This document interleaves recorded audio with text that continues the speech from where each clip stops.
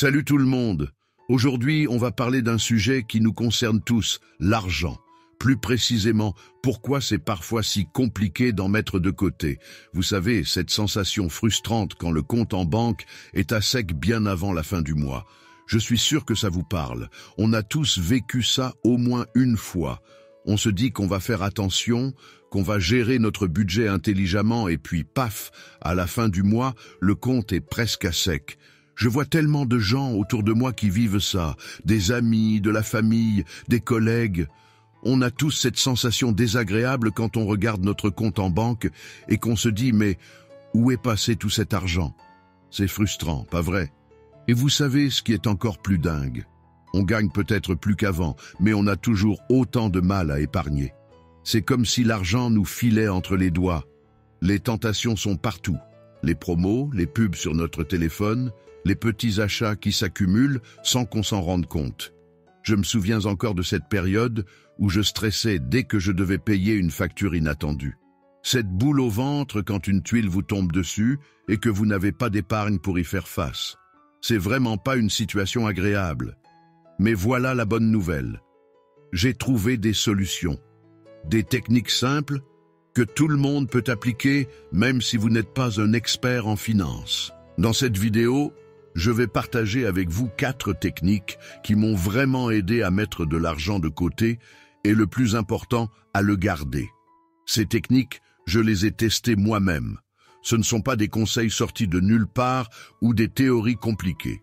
Ce sont des astuces concrètes que j'utilise au quotidien et qui marchent vraiment. Le plus fou, elles ne vous demanderont pas de vivre comme un ermite ou de compter chaque centime. Si vous aussi vous en avez marre de cette situation, si vous voulez enfin réussir à mettre de l'argent de côté sans vous prendre la tête, cette vidéo est faite pour vous. On va voir ensemble comment transformer cette galère mensuelle en une routine simple et efficace. Alors, prêt à découvrir ces 4 techniques qui vont changer votre rapport à l'argent? C'est parti. Technique numéro 1. Évitez les syndromes de Superman. On commence direct avec la première, et c'est peut-être la plus importante. Évitez ce que j'appelle le syndrome de Superman. Vous savez quoi? Je vais vous raconter une histoire qui m'a vraiment marqué. C'est l'histoire d'un ami proche, un gars brillant, super ambitieux. À l'époque où nous, on galérait tous un peu, lui, il s'en sortait plutôt bien. Bon salaire, vie confortable, plein de projets en tête. Vous voyez le genre? Construction, développement, tout ça. Mais voilà ce qui s'est passé. Et ça, c'est super classique dans beaucoup de familles africaines. Il est devenu la personne ressource. Vous voyez ce que je veux dire? Genre de personne vers qui tout le monde se tourne dès qu'il y a un problème. Et pourtant, tenez-vous bien, il était même pas l'aîné de la famille. Comme il bossait dur, qu'il avait plusieurs jobs aux États-Unis, tout le monde comptait sur lui. Et vous savez ce qui est arrivé? Pratiquement tout son argent partait en Afrique. Pas pour lui, hein? Pour gérer les problèmes des autres. Sa tante appelait « Mon enfant est malade ». Hop, il envoyait de l'argent. La maison familiale avait un problème de toit à cause de la pluie. Hop, encore de l'argent.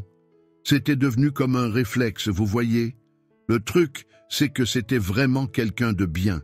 Un cœur en or, toujours prêt à aider. Mais attendez la suite. Après 17 ans passés à l'étranger, oui, vous avez bien entendu 17 ans. Il rentre au pays, et là, surprise, l'argent qu'il avait envoyé pour construire sa propre maison, envolé. Il y avait toujours une excuse pour utiliser cet argent pour autre chose. Et maintenant, il galère, franchement. Je vous raconte ça parce que c'est super important de comprendre. Peu importe combien vous gagnez, peu importe à quel point vous êtes quelqu'un de bien, il faut savoir dire stop à un moment donné. Vous connaissez ça, non? Dès que certaines personnes touchent leur salaire, hop, syndrome de Superman. Ils veulent sauver tout le monde, régler tous les problèmes. Mais écoutez-moi bien, ce n'est pas votre responsabilité. Je sais, c'est dur d'entendre ça.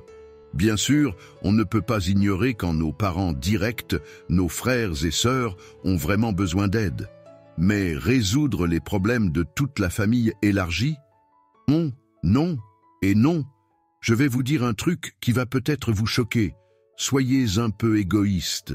Oui, vous avez bien entendu.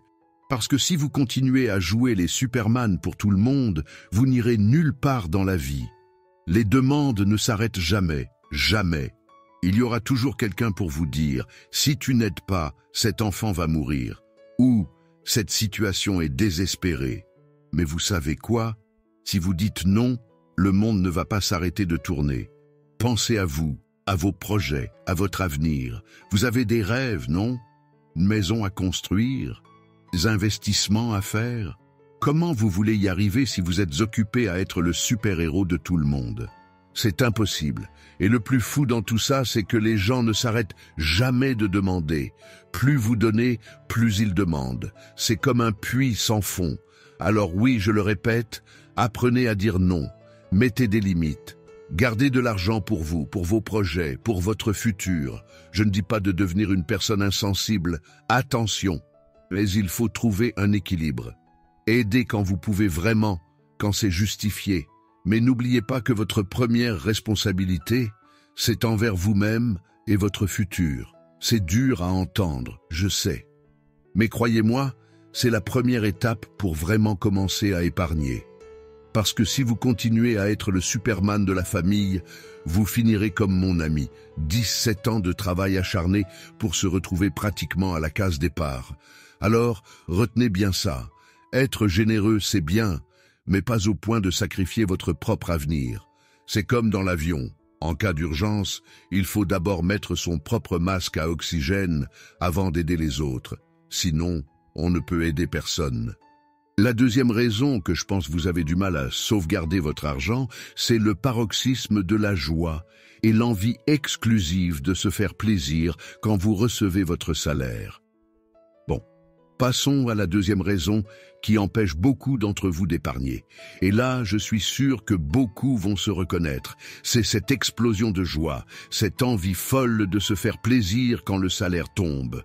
Vous voyez exactement de quoi je parle, non? Le salaire arrive et là, c'est comme si on perdait la tête. On court à la machine, on retire l'argent et qu'est-ce qui se passe après? C'est parti pour la grande vie. La première semaine, c'est le festival. Pizza par-ci, hamburger par-là. On sort avec les potes, on fait tout ce qui nous passe par la tête. Ah, j'ai pas envie de cuisiner ce soir? Pas grave, je commande. Vous connaissez la chanson, non? Même si d'habitude vous cuisinez à la maison, là, d'un coup, vous devenez allergique à votre cuisine. Je l'appelle le syndrome Jay-Z. Vous vous sentez comme un millionnaire alors que, soyons honnêtes 2 minutes, on parle peut-être d'un salaire de 1200 €, parfois même moins, mais dans votre tête, vous êtes déjà en train de vivre votre meilleure vie. Et là, attendez, le meilleur arrive. Vous allez au restaurant, l'addition fait 85 €. Vous sortez votre billet de 100 € et là, le fameux « gardez la monnaie ». Comme si ces 15 € n'étaient rien du tout. Et ça dure pendant au moins 10 jours pour les plus résistants, beaucoup moins pour les autres. Mais vous réalisez ce qui se passe vraiment? En faisant ça, vous balancez facilement 20% de votre salaire en pourboire et en gardez la monnaie. C'est énorme. C'est comme si vous jetiez l'argent par les fenêtres. Et vous savez ce qui est encore plus dingue? J'ai vu des gens qui font tomber un billet de 10 € et qui font semblant de ne pas le voir. Sérieux? Tout ça pour paraître classe devant les autres? C'est exactement pour ça que beaucoup de gens restent pauvres. Ils veulent absolument donner l'impression d'être riches alors qu'ils ne le sont pas. Écoutez-moi bien, il faut vivre selon ses moyens. C'est aussi simple que ça. Arrêtez d'acheter des trucs plus chers que ce que vous pouvez vraiment vous permettre. Vous pouvez avoir une super vie avec ce que vous gagnez, mais il faut être réaliste. C'est comme si on avait tous cette petite voix dans la tête qui nous dit « Allez, vas-y, profite, tu le mérites ». Oui, vous méritez de vous faire plaisir, mais pas au point de vous mettre dans la galère pour le reste du mois. Vous savez ce qui est vraiment triste ? C'est que ces achats impulsifs, ces dépenses pour impressionner les autres, tout ça vous empêche d'avoir une vraie sécurité financière. Pendant que vous jouez les gros bras avec vos pourboires généreux, votre compte en banque, lui, il pleure. Et je vais vous dire un truc. Les vrais riches, ceux qui le sont vraiment, ils ne jettent pas l'argent par les fenêtres comme ça. Ils savent la valeur de chaque euro parce que c'est comme ça qu'ils sont devenus riches. Alors voilà mon conseil. Arrêtez ce cirque, arrêtez d'essayer d'impressionner les autres avec de l'argent que vous n'avez pas vraiment. Vivez selon vos moyens, faites attention à chaque euro et vous verrez à la fin du mois, votre compte sera beaucoup plus en forme. Ce n'est pas grave de récupérer sa monnaie au restaurant, ce n'est pas grave de ramasser un billet qui tombe. Ce qui est grave, c'est de se retrouver à découvert parce qu'on a voulu jouer les grands seigneurs pendant 10 jours. Gardez ça en tête. La vraie classe, ce n'est pas de jeter l'argent par les fenêtres. La vraie classe, c'est de savoir gérer son argent intelligemment, de vivre confortablement tout en mettant de côté pour son avenir. C'est ça, la vraie richesse. Comment changer, comment améliorer ces histoires? Technique numéro 3. À partir du moment où vous recevez votre salaire, payez-vous d'abord. C'est-à-dire payer au moins 10% de ce que vous gagnez à vous-même. Un compte pour votre salaire, un compte pour votre épargne. Alors, on arrive à la 3e technique, et celle-là, elle est vraiment cruciale. Je vais vous dire comment changer concrètement vos habitudes pour vraiment commencer à mettre de l'argent de côté. Et le principe est super simple. Payez-vous d'abord. Mais attendez, qu'est-ce que ça veut dire, se payer d'abord? Je vais vous expliquer. Dès que votre salaire arrive sur votre compte, la première chose à faire, avant même de penser à payer quoi que ce soit d'autre, c'est de mettre de côté au moins 10% pour vous-même. Oui, pour vous. Je sais ce que vous pensez. Mais j'ai plein de factures à payer. Justement, c'est là toute l'astuce. Si vous attendez d'avoir payé toutes vos factures, tous vos achats pour mettre de l'argent de côté, devinez quoi? Il ne restera plus rien à épargner. C'est toujours comme ça que ça se passe. Et là, je vais vous donner un conseil super important. Ne faites surtout pas confiance à votre bonne volonté. Non, non, je ne plaisante pas. Vous savez pourquoi? Parce que votre bonne volonté, elle va vous lâcher, c'est humain, c'est normal. Imaginez, le premier mois, vous êtes super motivé. Ouais, je vais mettre 10% de côté, c'est décidé, vous le faites. Le deuxième mois, vous êtes encore dans l'élan, vous le faites aussi. Mais au 3e ou 4e mois, ah là, les choses commencent à se gâter. Il y a toujours une bonne excuse. Oh, ce mois-ci, c'est spécial. J'ai eu des dépenses imprévues. Je le ferai le mois prochain. C'est pour ça que je vous dis, automatisez tout. Oui, tout. Allez voir votre banque ou connectez-vous à votre espace client en ligne et mettez en place un virement automatique. Dès que votre salaire tombe, hop, 10% partent directement sur un compte épargne, sans que vous ayez à y penser, sans que vous ayez à faire quoi que ce soit. Et le truc génial avec l'automatisation, c'est que vous ne voyez même pas l'argent partir. C'est comme s'il n'avait jamais été là. Vous vous adaptez naturellement à vivre avec les 90% restants. C'est magique. Vous savez ce qui est encore plus fort? Il faut absolument avoir 2 comptes séparés. Un pour votre salaire, pour vos dépenses courantes, et un autre uniquement pour votre épargne. Et celui-là, on n'y touche pas, c'est sacré. C'est comme si cet argent n'existait pas pour vos dépenses quotidiennes. Parce que si vous gardez tout sur le même compte, qu'est-ce qui va se passer? Je vais vous le dire, vous allez être tenté. Vous allez voir ce petit pactole qui grossit et vous allez vous dire « Oh, je pourrais peut-être ». Non, c'est exactement ce qu'il faut éviter. Et je vais même aller plus loin. Si possible, prenez ce compte épargne dans une autre banque. Ou, au moins, ne mettez pas la carte bancaire de ce compte dans votre portefeuille. Plus c'est compliqué d'accéder à cet argent, mieux c'est. Vous savez pourquoi ça marche si bien? Parce que vous vous payez avant de payer qui que ce soit d'autre. C'est comme si vous aviez un patron qui s'appelle Futur Moi. Et ce patron-là, il est prioritaire avant le propriétaire, avant les factures, avant tout le monde. Et le plus beau dans tout ça, c'est que vous allez voir votre argent grandir, mois après mois, sans effort. Imaginez, même avec un petit salaire de 1 500 €, 10%, ça fait 150 € par mois. Sur un an, ça fait déjà 1 800 €.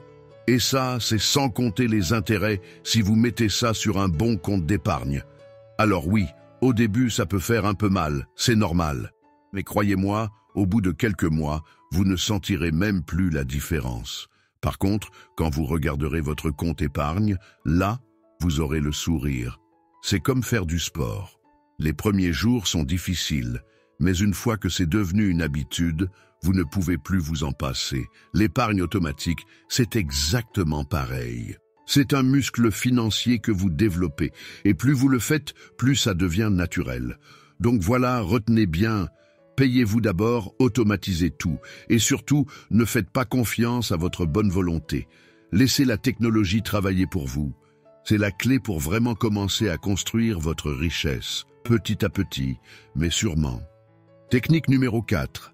Faites un tracking de vos dépenses mensuelles. Généralement, on dépense beaucoup d'argent dans des choses qu'on ne sait pas. Et on arrive à la 4e technique, peut-être celle qui aurait dû être la première en fait, le tracking de vos dépenses. Ça paraît tout bête, mais c'est super puissant. Vous savez ce qui est dingue? Quand je demande aux gens « Où est passé ton argent ce mois-ci ?» La plupart me regardent avec des yeux vides. Je sais pas trop. C'est fou, non? Vous avez 1 000 euros, 2 000 euros qui disparaissent et vous ne savez même pas où. C'est comme si vous jetiez des billets par la fenêtre les yeux fermés. Et le pire, c'est qu'on fait tout ça, on dépense à droite à gauche sans vraiment faire attention et à la fin du mois, on se demande où est passé notre argent. Alors, voilà ce que je vous propose. Et c'est tout simple, notez tout. Quand je dis tout, c'est tout. Cette boîte de sardines à 2 euros, notez-là ces nouvelles chaussures. Télé, ces crédits téléphoniques. Pareil, tout doit être écrit, mais c'est chiant, je vous entends déjà dire ça. Oui, au début, c'est un peu pénible, mais c'est comme ça que vous allez avoir une vraie photo de où part votre argent. Et croyez-moi, vous allez avoir des surprises. Prenez un petit carnet, votre téléphone, peu importe, mais notez tout. C'est comme faire un journal intime de vos dépenses. Et à la fin du mois, vous regardez tout ça, et là, bam! La vérité vous saute aux yeux. Vous découvrirez peut-être que vous dépensez une fortune en crédits téléphoniques. Mais pour appeler qui? Pour dire quoi? Des appels vraiment importants ou juste pour papoter de la pluie et du beau temps? C'est là que vous commencez à vous poser les vraies questions. Et c'est magique parce que quand vous voyez tout noir sur blanc, vous ne pouvez plus vous mentir à vous-même. Ces petites dépenses qui semblent insignifiantes, quand vous les additionnez à la fin du mois, ça fait des sommes énormes. Vous savez ce qui est fou? On dépense souvent un max d'argent dans des trucs dont on n'a absolument pas besoin. Les petits chocolats par-ci, les crédits téléphoniques par-là, les faux ongles, le maquillage, les chemises qu'on ne porte même pas. Tout ça s'accumule. Pour les femmes, c'est peut-être les produits de beauté, les vêtements qu'elles ne portent jamais. Pour les hommes, c'est peut-être les gadgets, les sorties inutiles. On a tous nos petits vices qui nous coûtent cher et le truc, c'est qu'on se raconte des histoires. On se dit « Oh, mais j'en ai besoin, c'est important, c'est pour mon image ». Mais quand vous notez tout et que vous regardez à la fin du mois, vous réalisez que beaucoup de ces dépenses étaient juste, inutiles. C'est comme faire un régime. Tant que vous ne notez pas ce que vous mangez, vous pouvez vous mentir. Mais dès que vous écrivez tout, vous ne pouvez plus vous cacher la vérité. Et le plus beau dans tout ça, c'est qu'une fois que vous commencez à traquer vos dépenses, vous devenez naturellement plus conscient de votre argent. Avant de sortir votre carte bancaire, vous vous demandez « Est-ce que je vais vraiment devoir noter ça dans mon carnet ?» Et souvent, rien que ça vous fait réfléchir à 2 fois.